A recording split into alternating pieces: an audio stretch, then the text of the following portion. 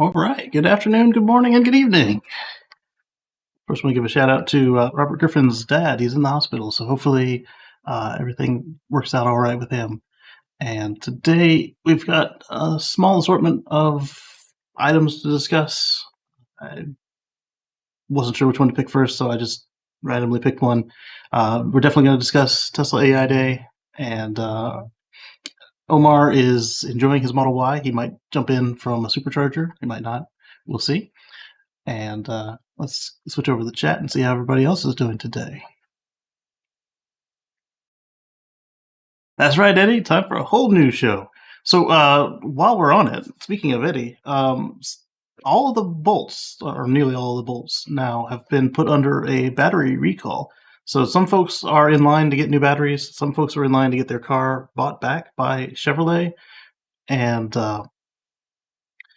it started out a little bit, as we knew. Eddie had a newer Bolt, so we started out with his car not being in there, and then all of a sudden on, what was it, Friday afternoon, they switched the narrative to all of the Bolts need battery replacements, and I think that's the right move for Chevrolet to do. It's going to be super expensive on their part, but what you want to do with these things is build confidence with the customers, and you want to take care of them rather than. This is exactly the same thing that happened with Hyundai with the I want to say the Kona in South Korea. They had same as the Bolt. They had 2 software updates that didn't do the trick, and then they did all of the Konas had battery replacements, and it seems they've handled it, but it was expensive, and it's just good to see them do the right thing here without too much of the back and forth. There was a good bit of back and forth last time.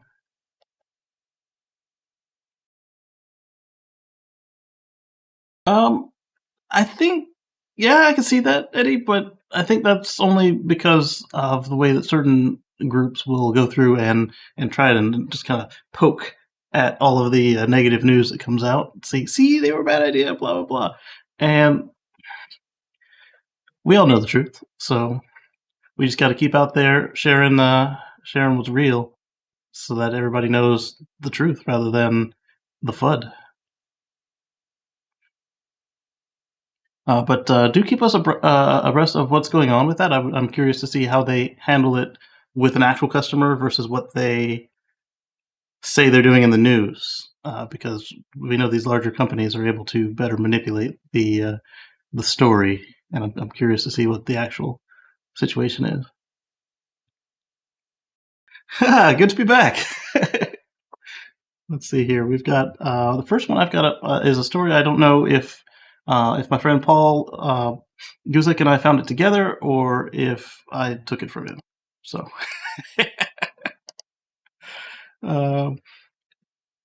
over in Boulder County, they have a new Model Y cruiser, and they suspect it's going to save them thousands of dollars every year. They're only going to keep it to 100,000 miles. One thing I said over on, I want to say it was on What Drives Us, where we talked about it. They could evaluate what happens if you keep your cruiser longer than 100,000 miles. Now that they're switching to EVs, because EVs last longer, and it would just make sense. Yeah, Eddie, you gotta keep pointing back that what they're looking at is sensationalized, and it'll be easy to over. It'll be not easy, but you'll overcome it. I mean, my first Volt had a recall. They were crash testing the battery. Well, first they crash tested it, then they did the slow roll while the battery was fully charged, and then they left it in the junkyard, and the battery coolant leaked, shorted it out, set the car on fire, and then they tested it again with just the bare battery. They tested it above the speeds that the car would actually experience in the crash test, did the slow roll, coolant leaked, and it caught fire. So they recalled all of the early Volts and did a stiffening campaign so that they didn't, so the forces would go around the battery rather than through it. and it works. So far, the only Volt I know of that caught fire was a friend of mine. Her Jeep got hit, or her Volt got hit by a Jeep that was on fire, and well, it transferred, and they bought another Volt right away. Yeah, so let's see if they have any charts here. But this is what it looks like.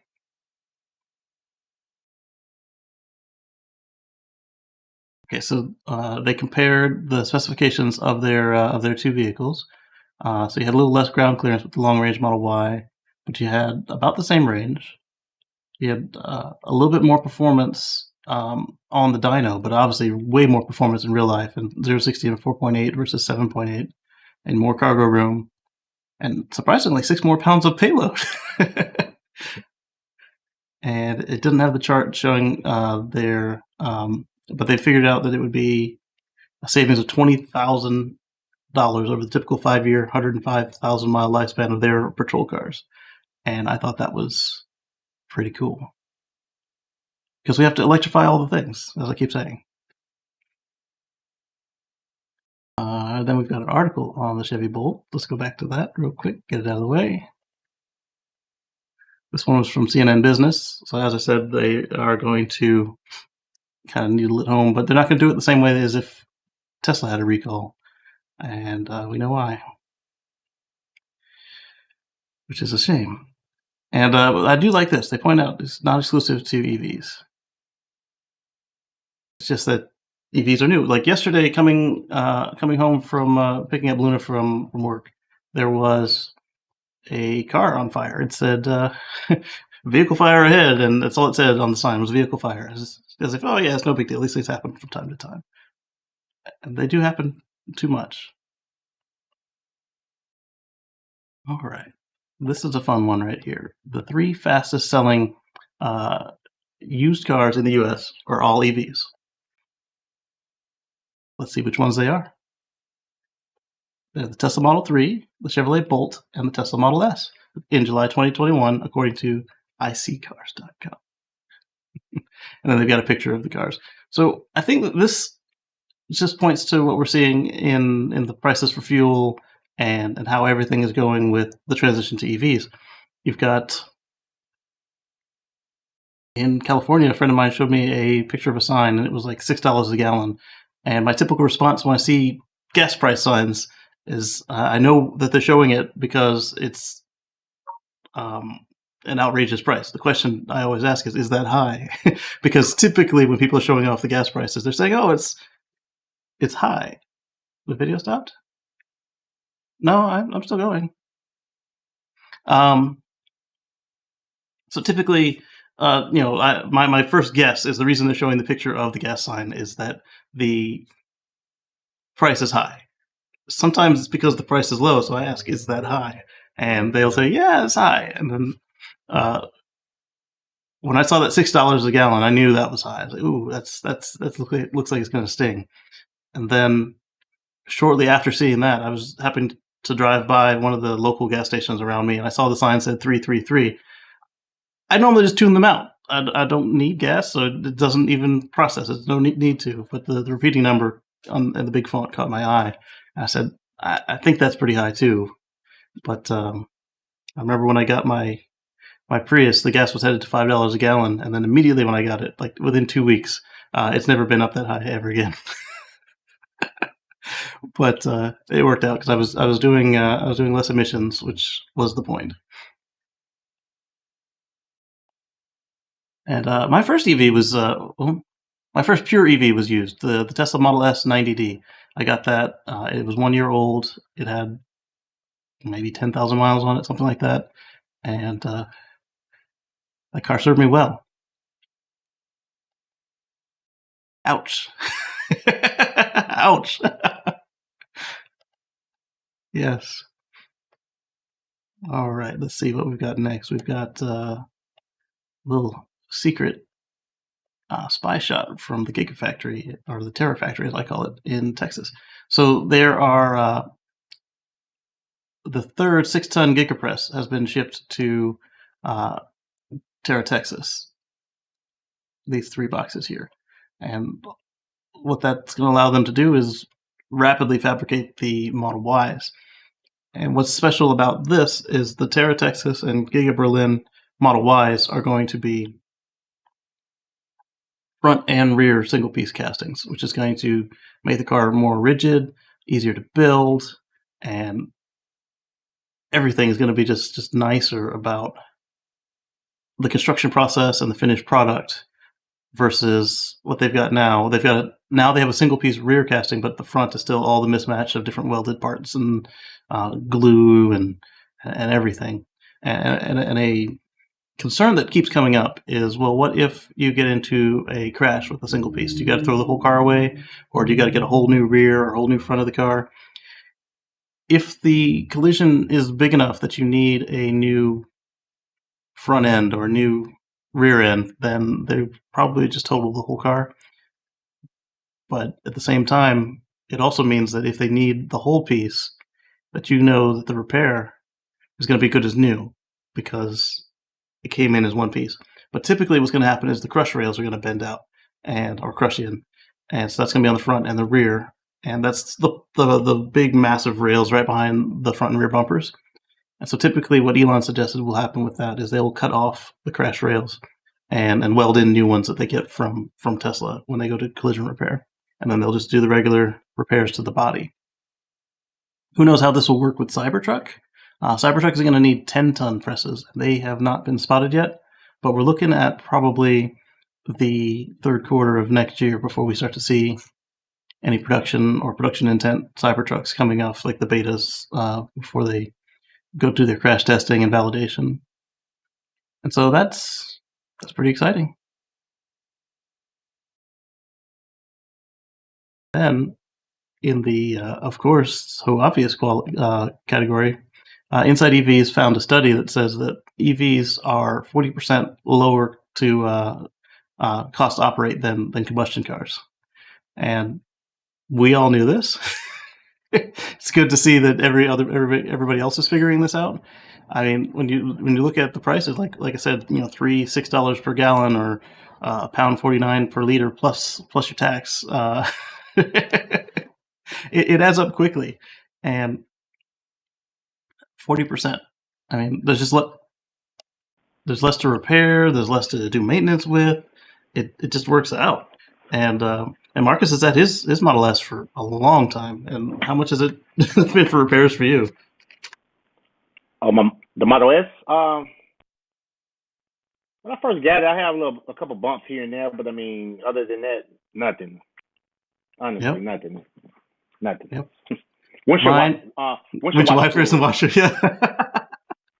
My Model S. I spent 1-2 year maintenance on it, and on the Model X. And both cars, tires, plenty of tires, wiper blades, washer fluid, but that's every car. But on the Model X, I might be coming up on my first real repair, depending on how Tesla handles this. Mine was part of the one with the faulty construction upper control arms, and they were scheduling, or they still have me scheduled for the urethane resealing. But what we don't know is my car is now, between the time I set the appointment, they finally got the urethane back in stock. I set a new appointment, but between the time I set that appointment and like within a day or two, all of a sudden you can hear it squeaking. And then yesterday when you steer, you can hear the steering squeak. So what they've done to other people in the past is they made them buy the upper control arms. It's a $700 install. What I'm hoping is that since it was their fault that it wasn't done, that they'll do the right thing. But with Tesla service, it's so inconsistent. You'll have it'll be a coin flip to see whether I come out of this happy or $1,000 poorer. Oh my goodness, 58 pounds for half a tank? Ouch.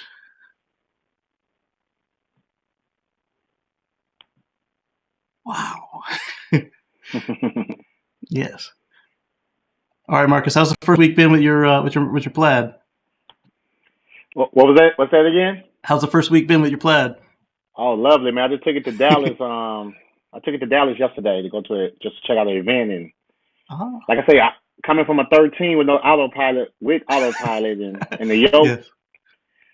I can honestly say I just picked up last Saturday. So yeah, I can honestly say that I got used to the yoke wheel just that fast. It's actually, Wow.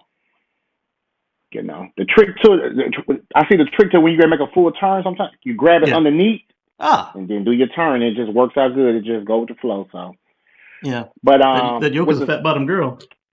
yeah.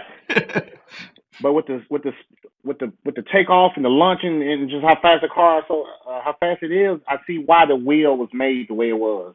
Yeah, to make sure you can keep it. Because if you're like this and your hand slips, oh boy. But yeah, I love it though. I love it. Excellent. You supercharged it yet? Yes, but I haven't found the V3 just yet. Oh man, I'm curious to see how that goes. Yes, so I'm definitely documenting it, and it will Yes. be, having videos of it.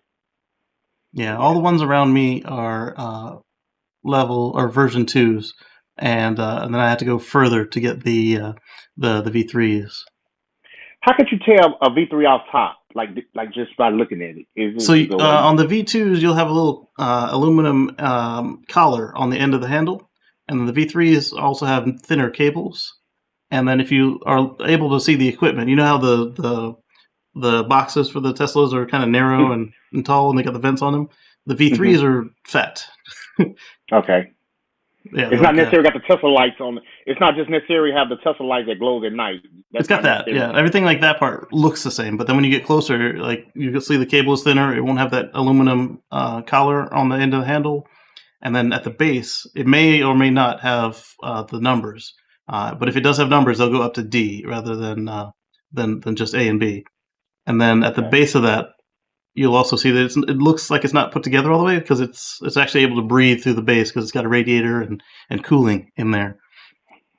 And then they're asking you, what's your experience with the new wheel in the Model 3? It's just a normal one. Yeah, so it took him a week to get used to it. And you want to say anything more on the yoke? Honestly, I was just telling somebody I wish I could get it in my 13. If I could have the option to get it swapped in my 13, I would do it. Yeah. So, but I try to make myself a habit though. Now, when I'm in my 13, I try to use less much as I can now. Now, only thing I kept, and I jumped back in my honestly, when I drove my 13 and I drove it, I keep going for the screen I got a gear shift here. I got used to it because that's another feature I love. I got it set in the auto shift. Auto shift, yeah. So once you put your seatbelt on, and let's just say, like for example, I was on my way, I was leaving work one evening. Like I'm back in my job. It's a building behind me. So immediately when I put the seatbelt on, and then it tell me to put my foot on the brake. As soon as I do it, the car just automatically knows it's going to go. It's just confirming with me, and I just push it and it just start moving forward. It's pretty nice. The lightning pedal. Yep. Yes, I'm excited. I can't wait to try it out. All right, so let's see. Let's do another like maintenance style story, and then we'll get on to the fun stuff. All right, so the plug-in sales in Italy have broken past 10% market share in July for 2021. That's pretty good stuff. I mean, here's a chart. This is from Inside EVs. This is what we want. We want to see more plug-in cars just everywhere, and that's the way to do it.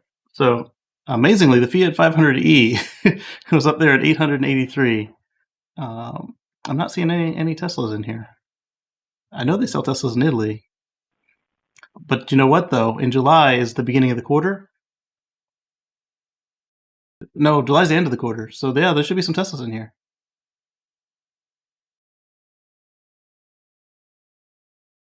There weren't. Oh well. So the Renault Twingo, Volkswagen E-Up, Smart for 2. I wonder if it's just too big, the Model 3. All these are small cars. The Kona is about the size of the Model 3. Yeah. There might be some reason they didn't have any in Italy that year. Unless whoever's doing this data mining, maybe they didn't have access to the Tesla stuff. Because if they all landed in July, maybe they didn't all get in the books before the report came out. Just want everybody to play fair, just in case. If that's not. Yep. So we'll see what it says in 3 months. Yeah, but that's just a side effect of the way that Tesla does business. They build all the export cars in the first month and a half, 2 months, and then the last month they deliver all the local cars. So that way, the cars that are on the ships and trains are arriving at the same time as the cars that just roll off the truck out the factory. Yeah. So, you saw the logo of the video. We were talking about Tesla AI Day, and this guy, he had some critical stuff to say. He thinks that Elon doesn't know what he's doing. This is at IEEE Spectrum, and the author is Evan Ackerman. And the URL is just spectrum.IEEE/Elon-Musk-robot. I don't understand the focus on the robot as far as out of the entire 3-hour presentation, they spent 6 minutes on the robot, and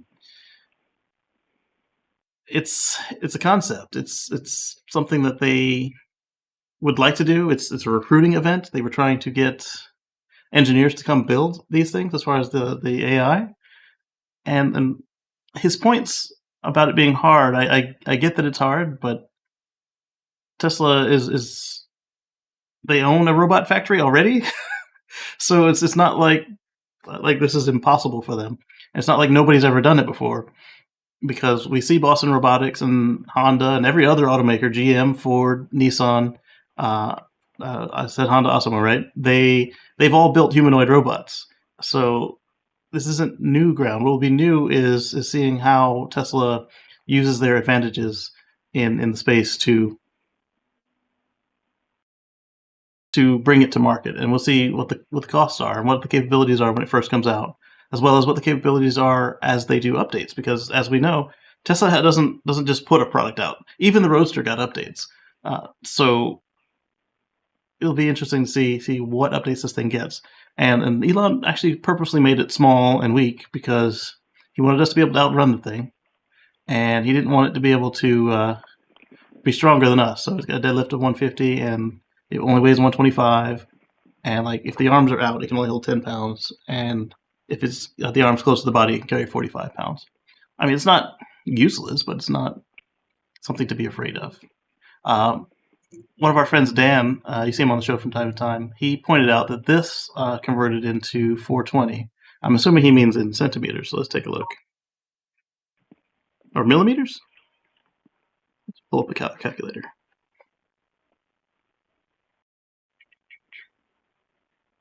Measurements.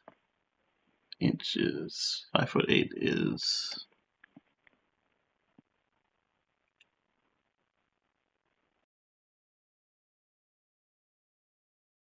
I should have done Google. It's faster.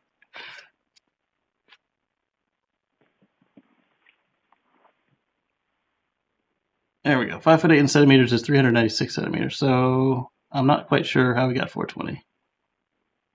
That wouldn't be in millimeters either. There you go.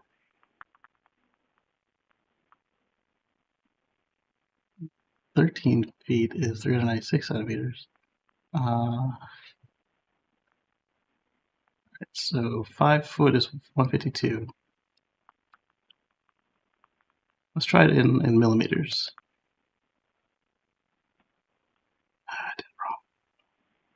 And I'm not even sharing my screen. I'm sorry, guys. Forget it. It's close. But that would be funny.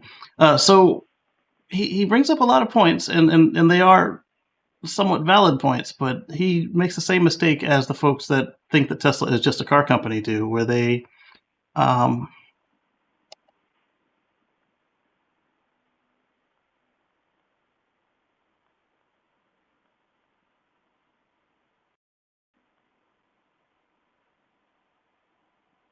it does. Okay. Oh, 420 inches. 4 foot. Oh, I see. Okay, so that makes sense. 4 foot and 20 inches. Clever. That is clever. So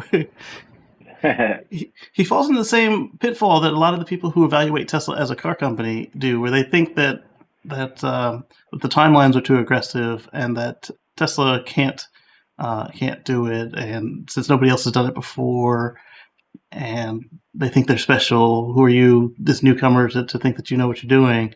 And he acknowledges that this is a possibility, that he is wrong on all this, and he's happy to be wrong. But I'm just looking through it. The comments are what got me. Like this guy right here, William Naughton. He kind of went back and refuted the whole article piece by piece. He's like, they own the all the plants, all the technology they need to make this happen. Will we see a functioning on sale model next year? Probably not. But will we see a prototype? Probably so. We'll probably see an actual, rather than somebody in a suit. We'll probably see the model. Whether or not it actually functions on any level, we don't know. Hopefully, it'll be standing and walking and carrying stuff around the room. He thinks that they'll be doing the shove test.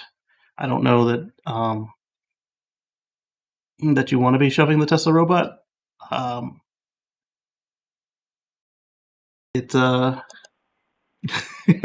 I saw that green ghost. The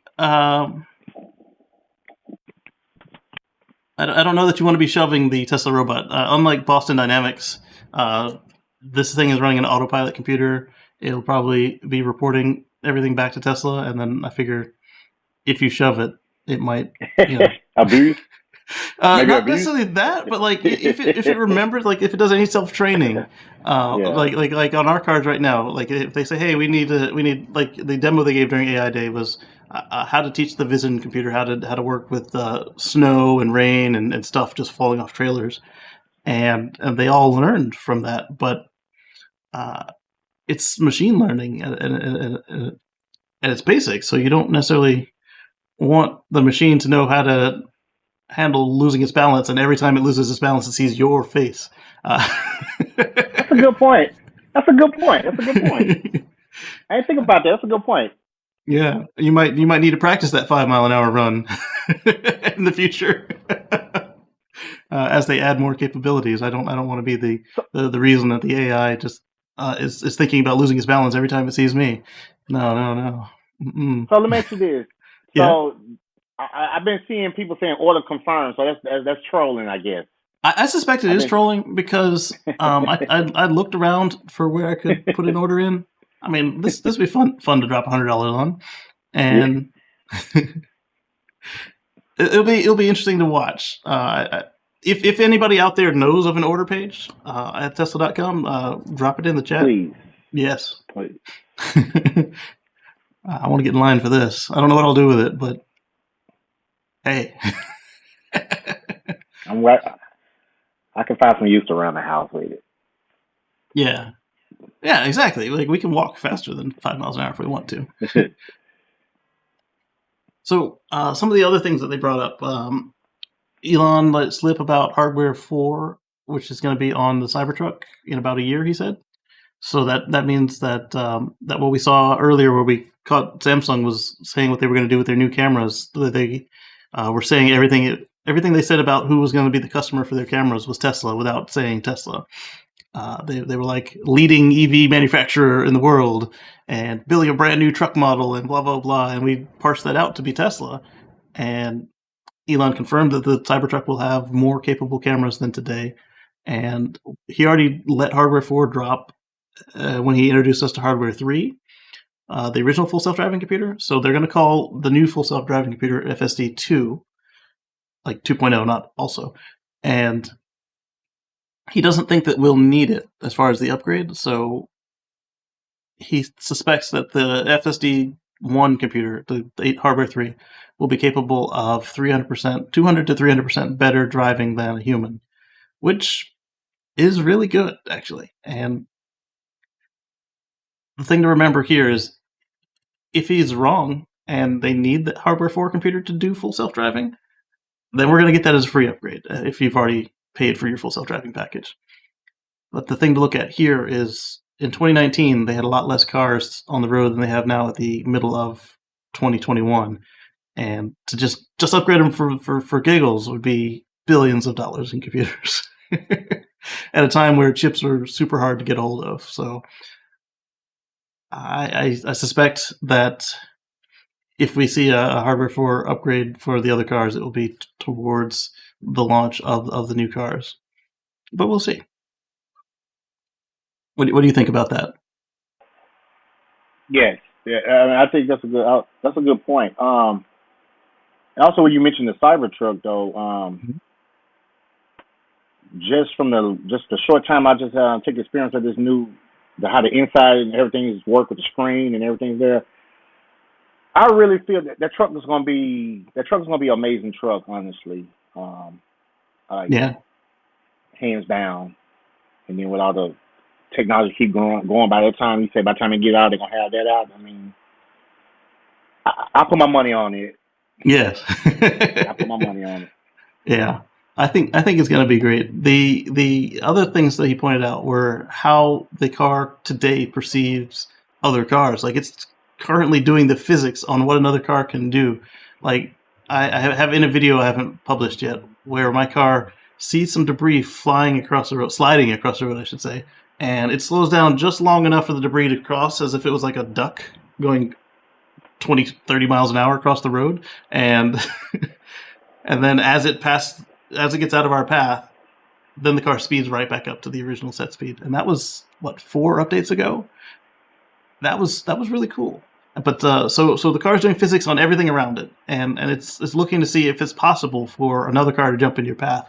So you might see sometimes where you're driving along, and I think the car is too polite, super polite. You get up on there's an on ramp, and it'll stop or not stop, but it'll slow like 30 miles an hour down for 3 cars to get on the road. It's like, hey, you only need one of them to get on the road, man.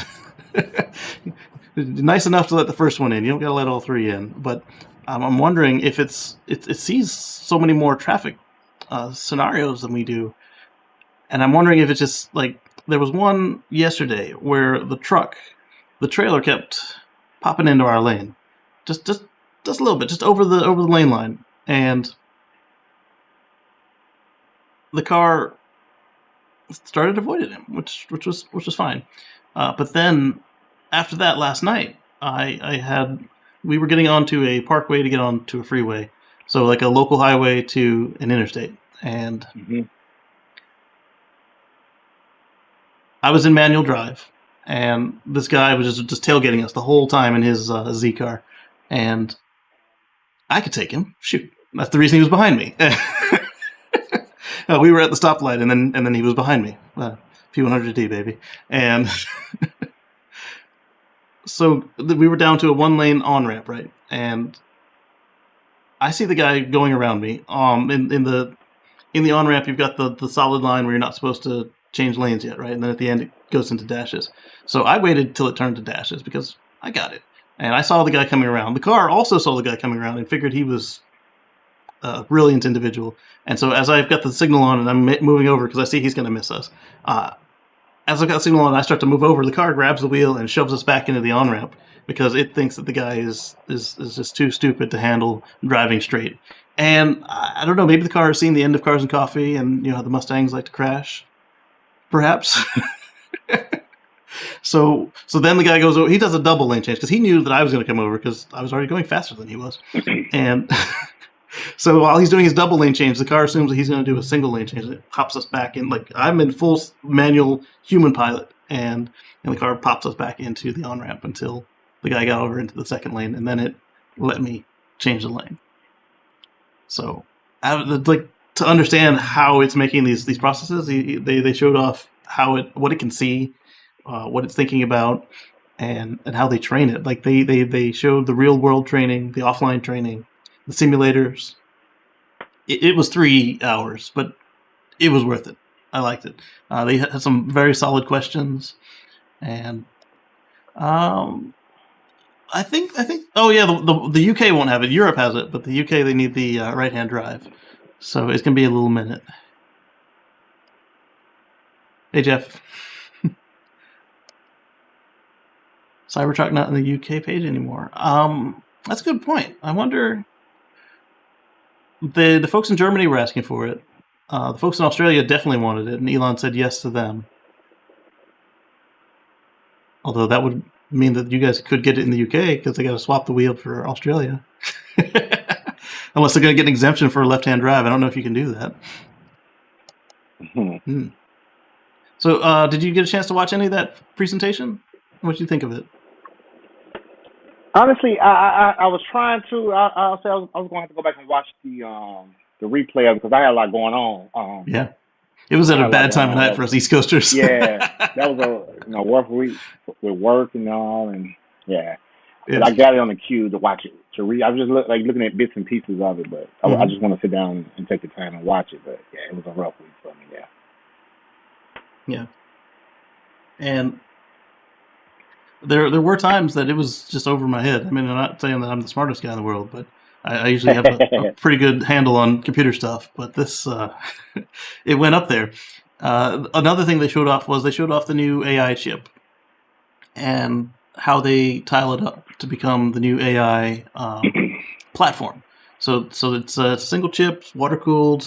It doesn't use a lot of power comparatively to other supercomputers, and they just tile them together until they end up with a rack 10 wide, and it's exaflop scale. So we're talking in the most powerful computers in the world, but at a fraction of the price, a fraction of the power consumption, and completely dedicated to AI and neural nets.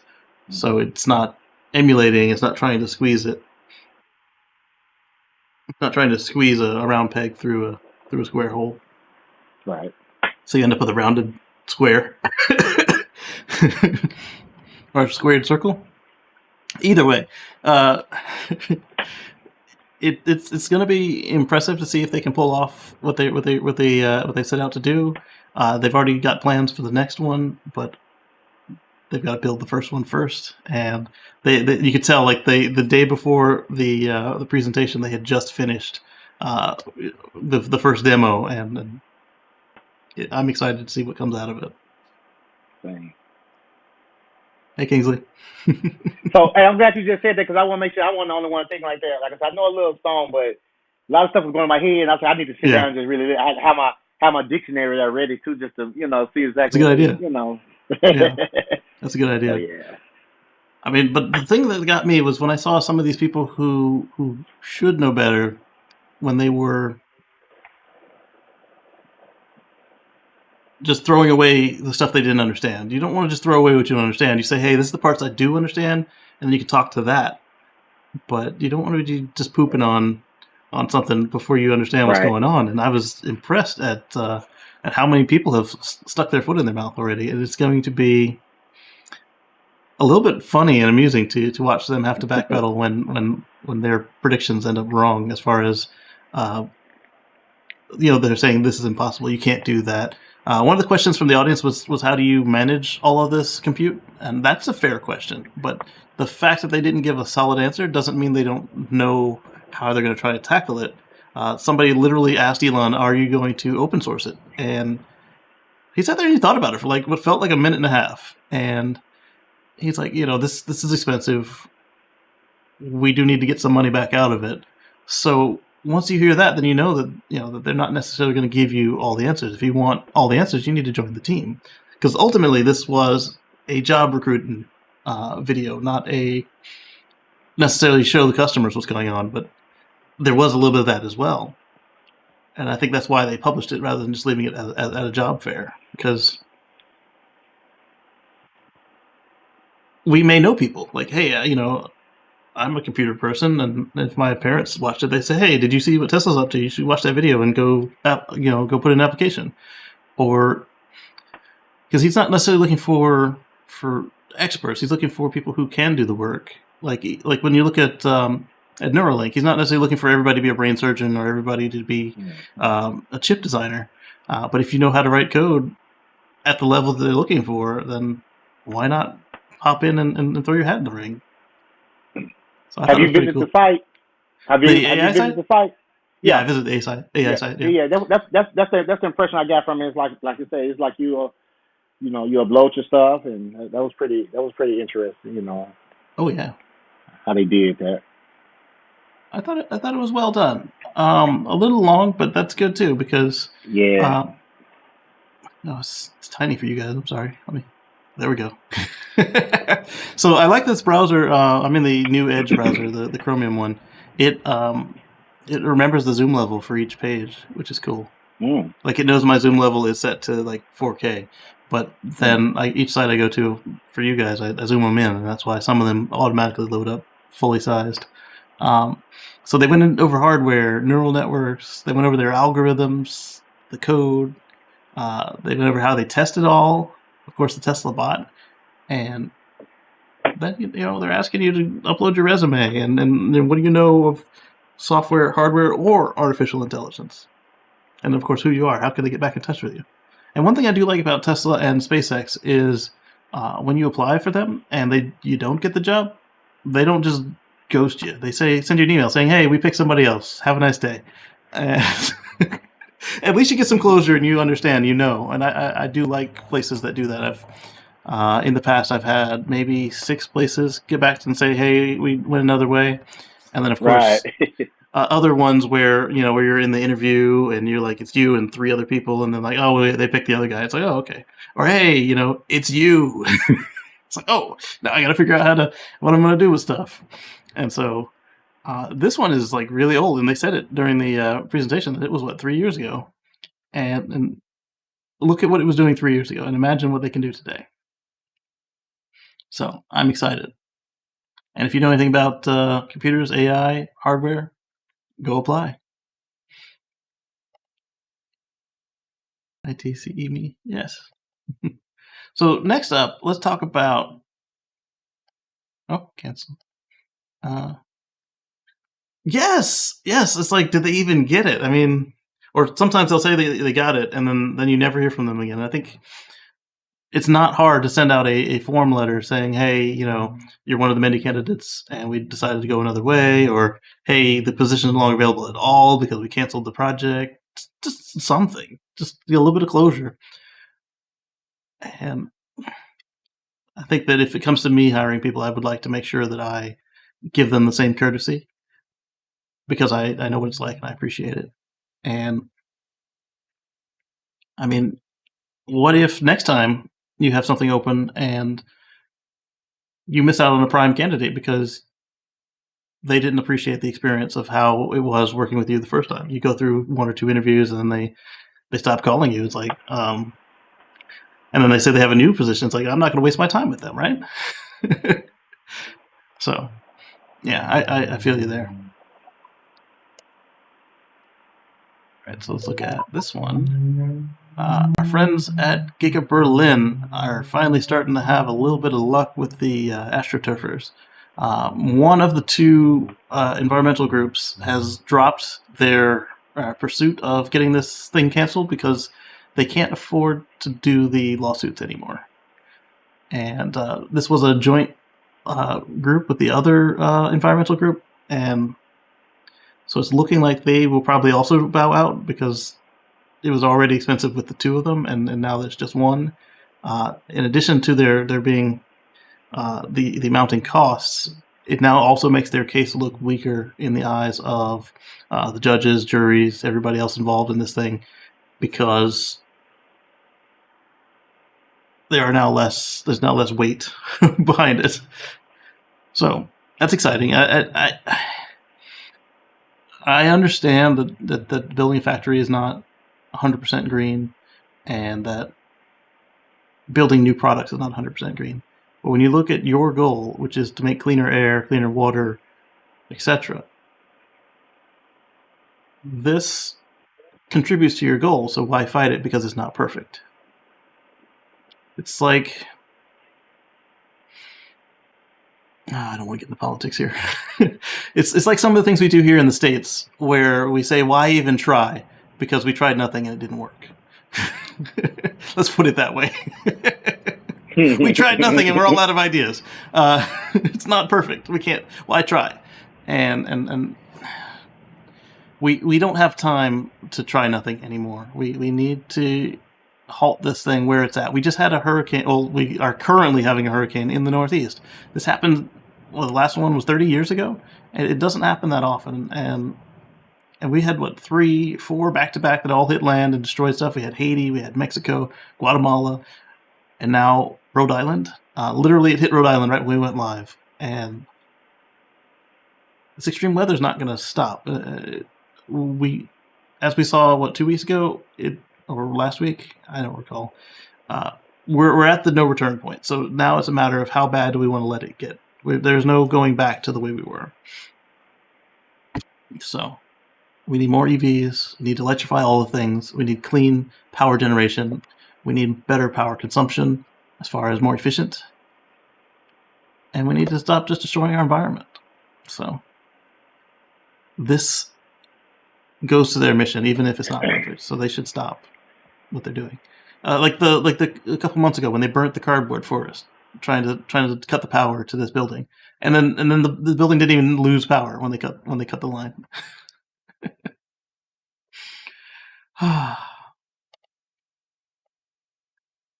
Over 300 companies learned something from each of them. Yeah.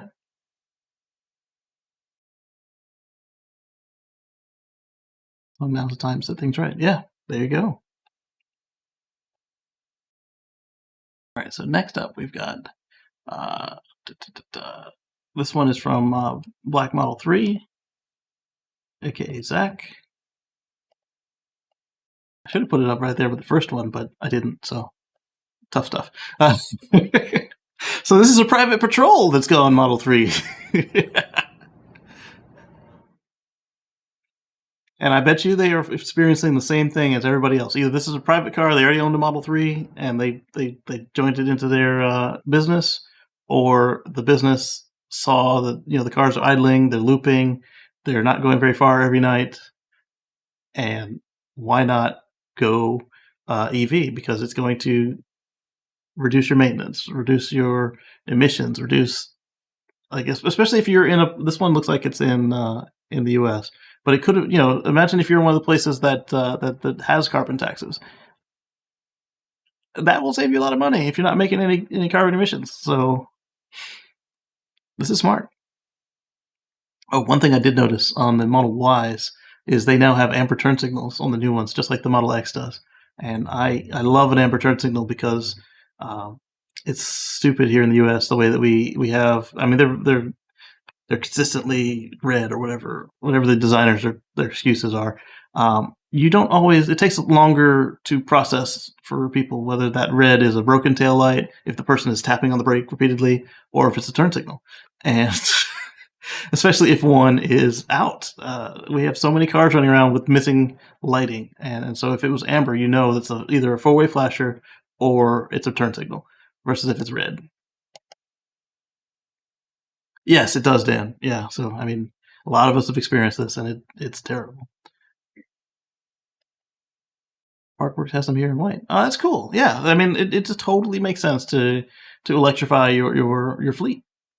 There's no reason not to at this point. This one was some sad news, but it makes sense.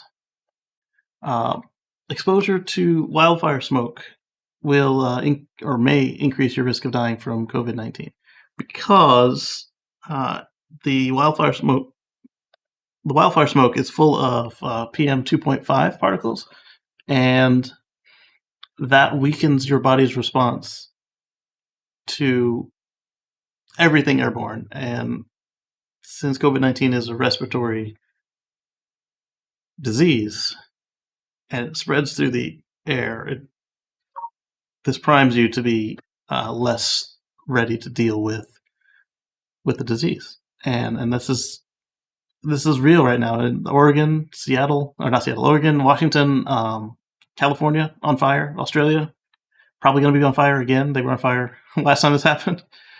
Yeah, see, the UK. Yeah, as we saw in Greece last week, Greece is on fire, and oh man, you need to protect yourselves out there. If you're anywhere near the smoke, if you got an air quality warning, pop on a PM 2.5 capable mask and be careful. And this was an interesting read. So this one was on Gizmodo, and it was exposure to wildfire smoke may increase the risk of dying from C19. So take a look at that and see what you think. And let's see. I need to actually work at putting these stories together sometimes. Back to Berlin. As German environmentalists versus Tesla continues, close by industry water consumption compared. So these are all industries that are near where Giga Berlin is going to be. And Giga Berlin is currently using 1.4 million gallons of water. BASF Chemistry is using 3 million. The paper factory is using 6 million. Steel plant, 6 million. Oil refinery nearby, 20 million. And the coal mine nearby, 114 million, sorry, not gallons, cubic meters of water per year. And then we got them out there fighting Tesla. I mean, if your whole thing is water usage, why not go here? Right? I mean, come on. You want to set something on fire? Let's not do that because that's going to be terrible for the environment. But I mean,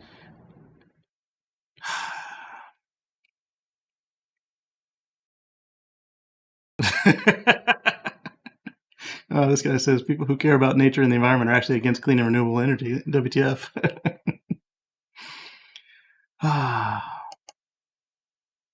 Watching Redneck versus Tesla. Yeah, that one was a fun one. Subject of. Let me close this so we can see it better.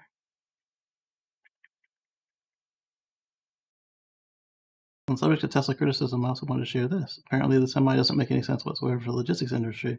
What would you have your take on this? Okay, so on this one, electric semis actually just got themselves a weight allowance of a couple tons in Europe and the US, or North America, I should say, not just the US. So the other semi manufacturers that are out there now, their semis are heavier than their gas semis because of the batteries. And so they got an exception. That way they can still carry close to the same load as legally allowed by the combustion semis, because all these governments do want to reduce their emissions, and an EV does that. I don't know if it was the climate report or Elon, but one of them pointed out that the Tesla semi gets a bonus for that because they are already lighter than a regular semi, and now that they can tow the increased capacity, they have a competitive advantage in the world because now they get those extra tons for free on top of the combustion truck, and they didn't even need the battery bonus. So now, if you were already weight constrained, you can get a little bit more in your trailer now with the Tesla semi than you could with the combustion semi. I think that's really cool. And the other promise that they made with the semi advertising is that it can tow max legal load. So I don't know if they knew this was in the works, or because they didn't say 80 tons. They said max legal load, and then every demonstration they gave was at the time the 80-ton max legal load. And now it's what, 80, 82, 84 in Europe and 86 in the States or something like that. I looked it up earlier, and I think they've got something going with this. And the range and the acceleration, everything they gave, except for the unladen no trailer acceleration. That one was the 4 seconds 0 to 60 with just the bare truck. But the 10 seconds 0 to 60 fully loaded, that's going to be a game changer, especially when you consider the lower cost. Yeah, I'm sorry. Yeah, I was just gonna say. When I think about it, I was just talking to an old school trucker that's been doing trucking for years, and I showed him all that stuff. He said, "Yeah, that's a game changer there." Yeah, that's a game changer. He said, "That's gonna benefit them much better too, because the more they can load, the more money and so on." Exactly. And then when you consider that the range is based on fully loaded, and the recharging is designed to be at the legal break points, like literally nowhere in the world can you just drive your truck constantly for commercial purposes without having some sort of logging and breaks and rest. There you go. And so the semi is designed that even if you do team driving, like not teams, but teams, like 2 people or 3 people in the truck, and they're just driving all through the night, they still have to take their mandatory breaks. And so the range is set up so that you will only have to charge for 30 minutes at the break. Your break has to be 30 minutes. Boom, you've got it. And I am excited to see if they fulfill that promise with the Tesla Semi. But looking at the raw numbers, they will be able to do this, assuming that everything matches what they tell us. They've got a 300-mile and a 500-mile truck. So I wonder if the 300-mile truck is the one that Pepsi seems to think they're going to get a hold of for Frito-Lay. And then the 500-mile trucks, obviously Tesla's going to want to use them for their battery deliveries and the whole car deliveries. So that'll be interesting to see as well. But I'm excited to see what they do with it. People, they'll be able to do this in 15 minutes. Yeah, I don't think that it will take. Yeah, 7.5 tons is a lot. But the mega chargers, I think that they're really my theory, and nobody's ever at Tesla has ever said I was wrong, is that the version 3 superchargers are us beta testing the mega chargers for the semis, because a mega charger is 1 megawatt, and a version 3 supercharger is 250 kilowatts per stall today. Elon's already said they're going to increase that, and so 4 times 250, 1,000, right? We are testing the mega chargers for the semis. Now, it's obviously going to have a different connector and different controls and all of that, but we're onto something here. Speaking of charging Teslas, see, I've kind of got some of this going. I got my transitions on, eh? So Inside EVs is talking about Tesla getting ready to do a huge supercharger expansion prior to the network being shared.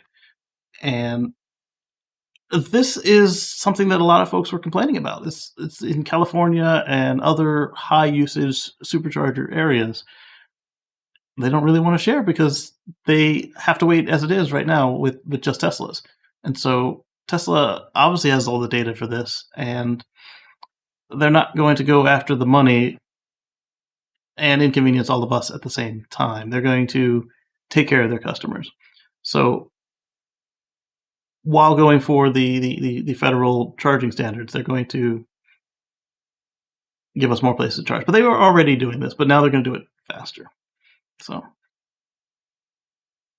let's see where they said how many. So they're over 50% so far. I mean, look around me. Around me, they've opened up 5 new superchargers in this year. So, I mean, we are a pretty popular area to drive in and drive through. But again, Tesla has the data. They know where everybody's driving from, driving to, where they live, and they know where all the new customers are. And with the U.S. and other areas in the world like Norway, Sweden, most of Europe, trying to incentivize the EVs, they're also incentivizing building of charging networks. But all of these government entities, they can't finance a private company that only services their own customers. So in order to eat at this table, Tesla needs to be a publicly serving company. So that means not just Model 3, S, X, Y, Semi. They need to let the Bolts in. They need to let the Taycans, the etc. Everybody needs to be able to eat at the table, assuming that their car adheres to a standard. And I do kind of like the way that they are going to, or say they're going to, charge more for slower cars, because the whole complaint is they don't want to wait in line, right?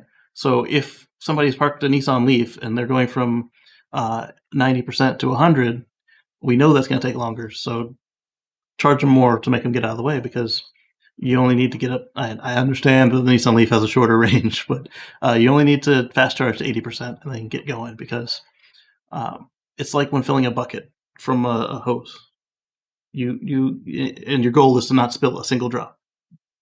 You have to slow down as you get near the top so that you don't spill a drop, because when the bucket is a battery and the fluid that you're pumping is electrons, if you spill a drop, you start a fire. So they have to slow down. Here's a question that's often considered. Should we overload highways with heavy electric trucks? I've heard the people saying electric semi-trucks would be a death sentence for road infrastructure. Does that hold water? It does, actually, because when you look today at what's destroying our roads, it's the large trucks. So hopefully they properly handle their road tax on these trucks, because they're going to need to repair them. And I understand why they did the increase. It was so that the electric trucks didn't have a cargo impact, because if you buy an electric truck to do the right thing, but now you can't haul all the cargo you used to hauling, you have to change all of your processes. And they didn't want that.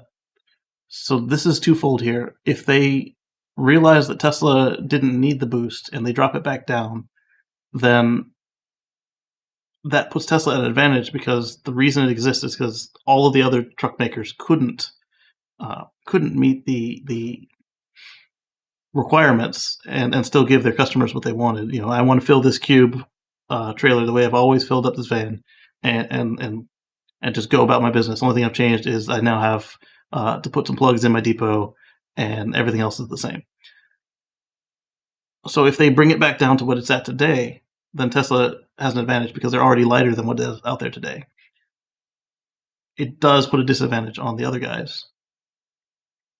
And I don't know if they're willing to do that, but if they are, they can do. They already know how much these things weigh. They every time they go through a state, they have to go through the weigh stations and everything, so they can adequately make up for how much damage these things do to the road. Obviously, the local ones don't necessarily go through a weigh station, so you're gonna have to come up with something. But they have their logbooks already for the driving. Maybe keep track of what they're hauling and how much it weighs, and tax it accordingly.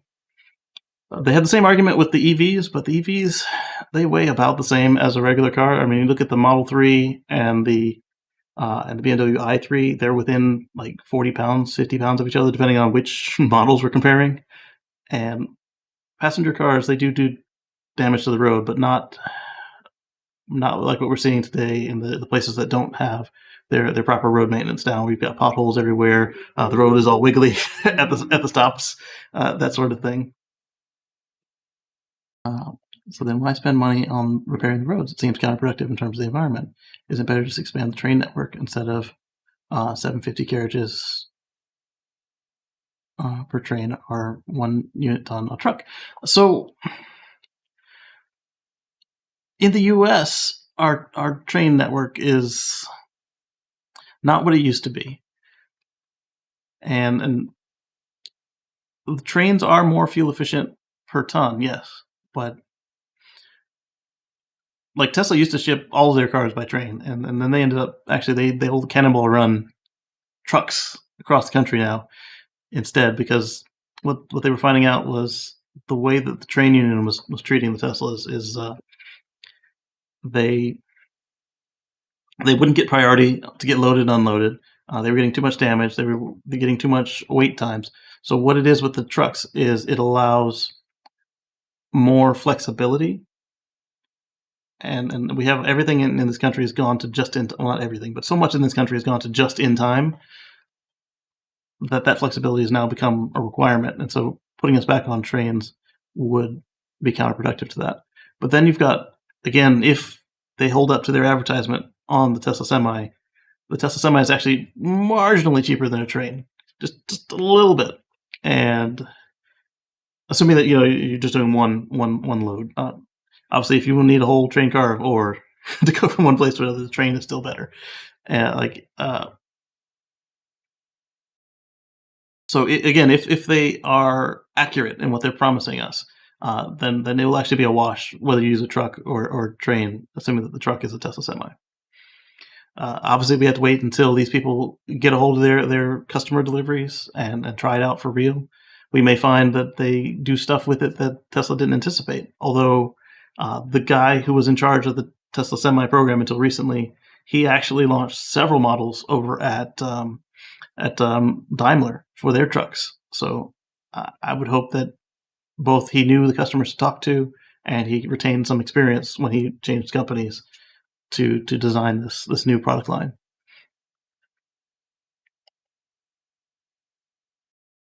Yeah, the trains also require maintenance, and you got to maintain the ties, maintain the tracks. You got to grind the tracks. You got to maintain the train. The problem here is a lot of our trains are diesel electric. They're not electric trains, and that seems that actually it would be easier to fix. Obviously, you'll have to figure out how to get the power to the tracks, either overhead with the arms or with a third rail. But then you could actually remove the diesel engine And then instead of dumping your regen into heat into the air, you could dump the regen back into the tracks or back into the grid. And so all the trains coming down a mountain could power the town next to the mountain. That's actually pretty cool. It's a pleasure. All right, this one is for Marcus. So Inside EVs found a video of Puka's life comparing the Model S long range versus the Model S Plaid. And they're wondering if it's worth 40 grand. And I think it's not really a fair comparison because I also did the same thing when I was comparing my Model X P100D versus do I want to get the Model X 100D. And the argument that I used, we were planning to use it to tow a Thai food truck.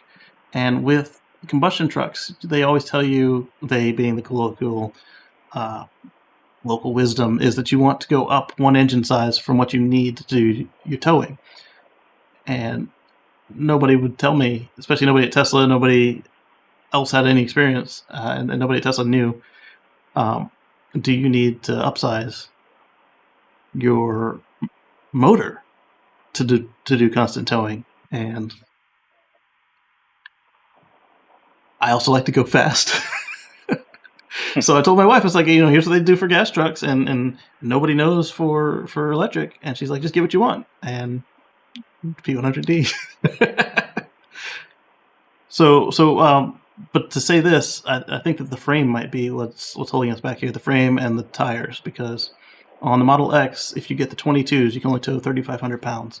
And if you have the 20-inch, you can tow 5,000 pounds. And that 5,000 pounds was on the long range, or the 100D, and on the P100D, or the performance, as they call them now. I don't recall the 60D actually had the same tow rating with the 20-inch wheels. It may have been close. It might have been like 4,500 pounds or something. But that would have been just purely a factor of range, because they have the same frame. In fact, with the smaller battery, they're carrying less on the frame. So Marcus had a unique use case. Like he was never looking at the long range Model S, because it's not going to be able to do what his business needs. Because he'd pull it up to the track, and a Model S long range is fast, yes, but a P100D would beat that car on the track. And go ahead and speak to it, Marcus. That's a good point. You kind of summed that up pretty much. But yeah, like you said, that's not a fair comparison, because my journey at first, when they introduced the Plaid Plus, that's what we had in mind, because of the hardware, and then it was like guaranteed 8-second car, etc. Yeah. So then they canceled it. So when they canceled it, they said the Plaid just as good. And as far as I see what they mean by that, the hardware is there, so that's a good thing. That's a plus. The hardware is there. Only big difference I would say was just the battery, which is like the Plus was gonna give you like 512 plus range. Me, on the other hand, I don't really need that, because I'm gonna be trailing my vehicle to the to the events and things. Yeah. So I don't that fixed that right there. Those 3 motors, it's a difference versus 2 motors. It's really a big difference there. I mean, that's not really fair to compare, though. And like I stated before, I don't count nobody's money or anything, but right, that the part. the Plaid is not for everybody. Like, to be honest with you, the game plan is to get my thing going and doing what we doing and love what we doing. Making it happen. I plan on getting I would love to get because that car's gonna be pretty much full blown race car pretty soon. Yeah. It's gonna be full blown. That's where we going with it. But I want to buy me I'll buy me a long range just for daily drive, just to have this, have that fast there. But it's a difference. You can't really compare though. That's just like saying, I would say you taking a NASCAR versus a guy that got a real mod street car. You can't really compare it. It's there for if you need it, but like I say, some people don't. They have too much than what they need there. Right. So you can't really compare that though. Right. He did like it for a reason. Yeah. Yeah, they made sure that the long range does everything that anybody could want in a daily driver. But if you have to know that your car is the fastest car out there, like literally, if you're only doing it for bragging rights, I mean that's Well, if you're doing it only for bragging rights, then you can't consider the long range because it's not going to let it work for your ego. So you must get the plaid. Or like in my case, I like to go fast, as well as I had the reasoning for the X as far as it might have been what I was looking for the towing. We don't know, and we never ended up getting the trailer, so it was kind of a wash there. But you'll if the plaid is for you, you'll know it. It's not a matter of you. There really is very little overlap between the two, and if you feel that you need to step up to get that, then it's not what you need to do. I'm not looking at your money, not telling you what to do with your money, but um, the long range is perfectly adequate. And right now they have all the same features. You just don't get drag strip mode, and I think you still get the ventilated seats. The ventilated seats for a long time were exclusive to the performance model, but I think there were one or two times besides now where you could actually get the ventilated seats on the top trim. And if you have to ask, then the answer is no. To answer your question, though, yeah, you get ventilation seats. You just don't get on the long range. You just don't get carbon fiber knobs. You just get wood Carbon fiber and the piping on the edge of the seats. Correct. But you don't get red brakes anymore either. I actually like the black brakes. You do? I like it. Me personally, like I said, once again, it's me. I like it because if I didn't, I'd change the red. But you kind of got a glimpse of the wheels I got coming. So when they see it, That's true. when it's yeah, it wouldn't go with what you got. I got for it's gonna make sense. So. Well, I guess it would work, but it works better with the black. Yeah. So. But yeah, so like Robert, I said, you can't really compare that though. Right. Robert's asking us if we saw about the electric plane in the UK. I don't know about this particular one, but we've seen a few recently, and I think that they're a good idea. Right now, because of where we're at with battery tech, you're going to need to have shorter ranges. And when you look at the transportation, what's causing the most consumption is large companies. So you've got transportation on land, you've got transportation on the sea, transportation in the air. Then you've got power generation. Obviously, I'm just mixing them all in. I don't know the particular orders. I think transportation is lower than power generation. And what is up there? It's way up there. And any little bit helps. Electrify all the things. One thing we spotlighted recently was the watercraft, the seaplanes. There we go. That's the seaplanes up in the Pacific Northwest in Canada. And Alaska. They they replaced them with battery versions, and they also have the benefit that if something happens, they can land in the ocean. But they also have a substantial reserve power. They have like an hour and a half of reserve power that they never touch unless something has gone horribly wrong. That's pretty cool stuff. But speaking of batteries, Tesla is going to, or is trying to enter the Japanese power market with their giant battery solutions. And one thing to consider here is that Japan has two electric grids, and they run different frequencies, which is terrible. One is at 50 hertz, and the other is at 60 hertz. So they got some of their power equipment after World War II from the UK, and some of it from over here in the States, and we run different power. So this was part of the problem they had after Fukushima. When they tried to restore power, they had two different grids to worry about. So they could just ship stuff over from the other island. They couldn't just run a sea cable and turn it on because it doesn't work that way. Not when you got different different frequencies. We're changing gearbox, not engine makes difference. Interesting. Yeah. But we saw what this has done in the States. We saw what it's done in Australia in particular. So this is a good move for them. It allows them to use more renewable power.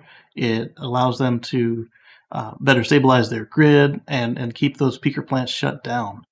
Because the peaker plants are natural gas and they're not as clean as the mainline plants. The mainline plants, they're designed to just always be running, so they're ready for it. But the peaker plants, they get a little bit of a pass because they're supposed to be temporary in nature. So as they start delivering these, we'll keep you abreast, and I'm excited about it. In fact, they got one opening up near you, don't they, Marcus, in Texas? Oh, you're on mute. I know I'm just talking away. I said, yeah, Elon, got some. I was told that it's pretty nice out here that they're working on with the battery to keep that situation from happening again, like we had, about a year ago or so, with the weather situation, the lightning, the lights and stuff. Yeah. People really need to just look. I mean, it's really. I see big things happen. I'm just glad for the future for our little ones to come up. I understand where it's going. Exactly. Make sure they actually have some air to breathe. Yeah. Yeah. So a friend of ours drives a Mustang Mach-E, and Ford shared a little bit about how they test it.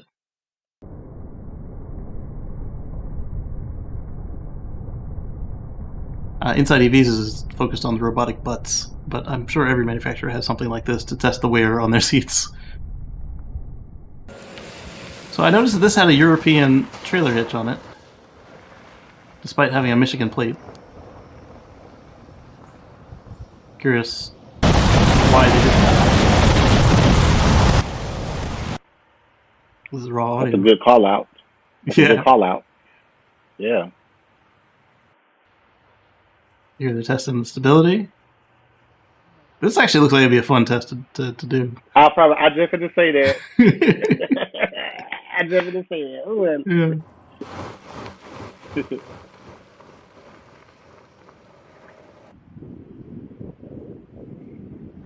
Look at that transition.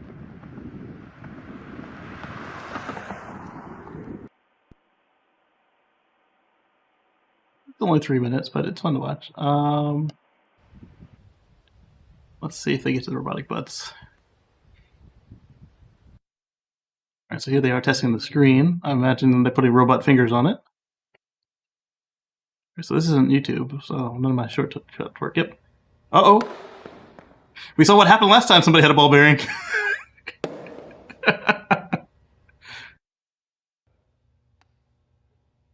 Crash test. Oh. That's a key right there.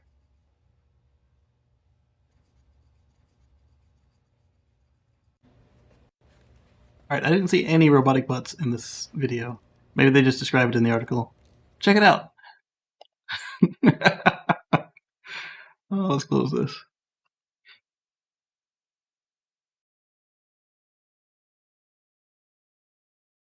Here. All right, so let's see. I pulled up. This one was interesting to me. Back on the grid power again. The U.S. Department of Energy has determined that reaching 40% solar power by in the U.S. by 2035 is considered to be a piece of cake. Kind of. So it's going to take will. This one's by Tina Kacey. She wrote an article explaining how the U.S. Department of Energy thinks that meeting this goal set by the Biden administration should be pretty straightforward. We can do it today if we want to. If we want to. Take a look at that article over at Clean Technica by Tina Kacey. I mean, we both are solar power connoisseurs, and it's just so nice to have that level of comfort to know that your power is stable in price. And in fact, you've got batteries on yours, so you've got the Powerwall. So not only is your pricing stable, but your supply is also stable. Like during this whole mess, your Powerwall's picked up and took over. And I imagine they'd do the same thing if the grid in Texas went down for heat, which is something they've warned you guys about. Yeah. Yes. Absolutely. Definitely. Electrify. I love to see this right here. Yes. Exporting power and charging the batteries. See? So keep Nice. going back. We off the grid, so Yeah, as long as we got that good sun and love it. absolutely. So this one made me a little upset. So the DMV evaluators in California, and not all of them obviously, but some of them are making it impossible to use a Tesla to pass the driving test. And we're not talking like the incident earlier in the spring where some numbney was was trying to pass the driving test using the autonomy functions, such as auto stop and auto park. I mean, cruise control. You don't use any of that stuff on your driving test. You have to do manual driving. And this case was infuriating because they were upset that the guy had the car in chill mode, for one. Chill mode just makes your acceleration more leisurely. And then they were upset that the steering was not in comfort mode. I don't drive in comfort mode. That makes the wheel too light. I also don't drive in sport mode because after a while, with enough driving, that can actually hurt your shoulders. It's a heavy wheel when you got it in sport mode, so I don't do it that way. Then the guy got tired of all the excuses, so he went and rented a car from an hour away.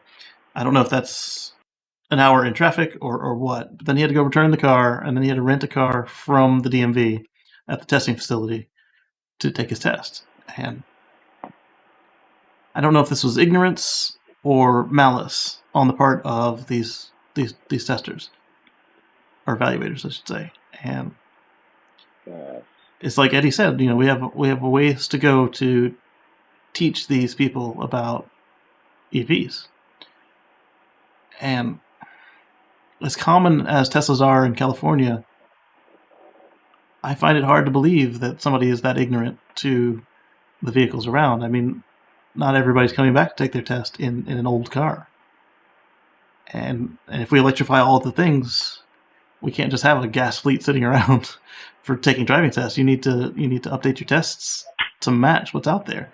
I understand totally if the guy used autopilot, that would be a fail, but you should be able to bring any car that's legal to use on the road to do your test. It's Good common point. sense. Good point.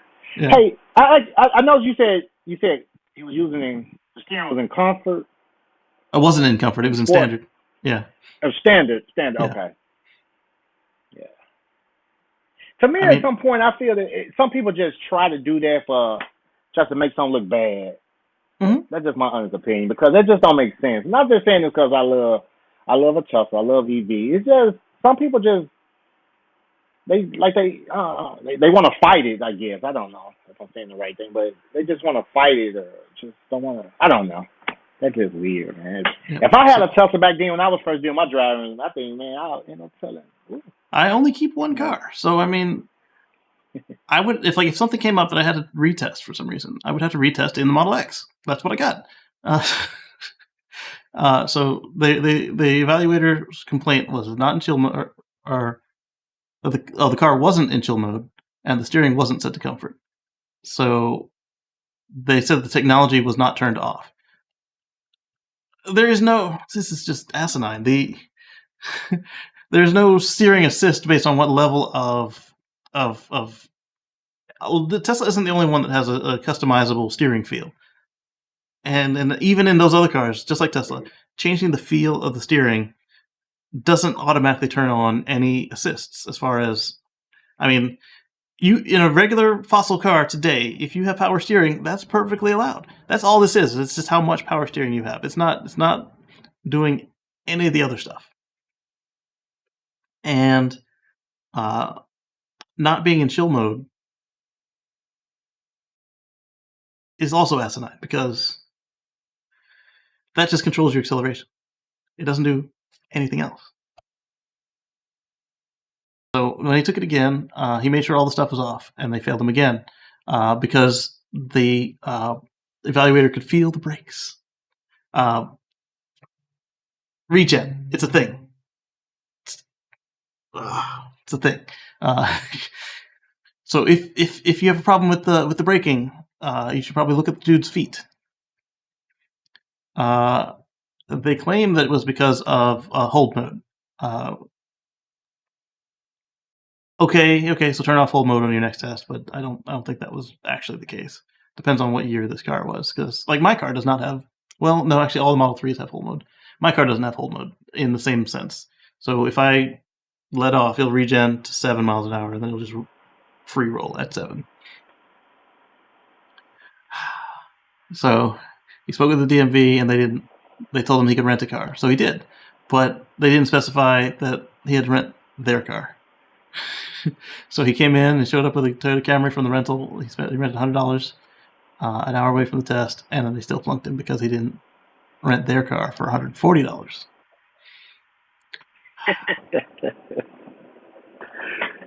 Oh my God. I mean, this is ridiculous. I mean, this is beyond bureaucracy right here. This is actively being a jerk.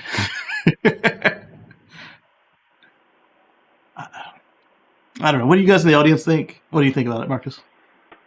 Very. I'm trying to find the right words to say without, that's like he's just a jerk, a big jerk there. That's just crazy, man. Yeah, Can't control. Everybody's different in this world. that's true. So this one is right here. Ooh, boogeyman, electric car fires. Ooh. So, no big deal. Electric car caught fire. So what? And this isn't the one I found it through. So the one I found it through was actually a mainline news place, and they said new cars catch fire. Electric cars don't do it any more than the others do. And I was like, what? This is coming from mainline news? And I was like, whoa. And I don't know how I got this link instead of that link, but that's why I had pulled it up, because I was excited that they, I don't know if it was like NBC or Fox or somebody like that, but it was just a regular mainline news. And they did the whole clickbaity thing. And then the very last paragraph was about how often new cars catch fire. I was impressed. And that's why this was in here. So sorry about that. So this one is back on Dojo. They were talking about the right, Robert. They try to stop everyone driving, and I just it was too much. It upset me to see the lengths they went through to be a jerk to this guy. And you pay for each test. You're talking on mute again, Marcus. I wasn't saying anything. I'm sorry. Oh, I was okay. probably reading out loud. I okay. was reading out loud then. I'm sorry. It's all right. So this one is a look into Tesla Dojo's chip design, and they go through and they look at what it would take today versus with the new equipment. They look at the improvements. They look at how it's done. And I found it helpful because when I was looking at the AI Day demonstration of what was going on, I understood at a high level what was going on, but it was going so fast. And so to be able to just read it and slow it down helped. And Elon brought up a point with somebody asked him about the heat rejection, and he explained that they know a thing or two about electronics, and being efficient at using power and efficient at removing power, because that's 100% in their wheelhouse for operating the cars, because you want to make sure that the chips that convert the battery power to motive power are efficient, and you want to make sure that you can remove the heat, because you need to then be able to handle more power, and you need to also be able to keep the thing from combusting. So he had a point that they are very experienced in this arena. And this article is at Semi Analysis, and it's basically the Tesla Dojo analysis. I thought it was a fun read. 2,000 pounds to get a new license.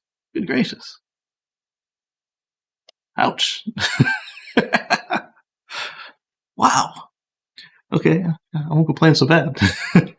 That's more than my tax on the car. All right, so what's everybody in the audience got to talk about today? It's a light week for me. You got anything before we go, Marcus? No, not really. Because like I said, it's been a hectic week last week on me. Mhm. I ain't had time to get anything done. I got a team. We're trying to get some stuff together, get some content up for everything. You know, showing people on our journey with before the mods and everything going to happen, and just got to work first. Got to get the money going. You know, I thought the work come first. Absolutely, I know but how that is.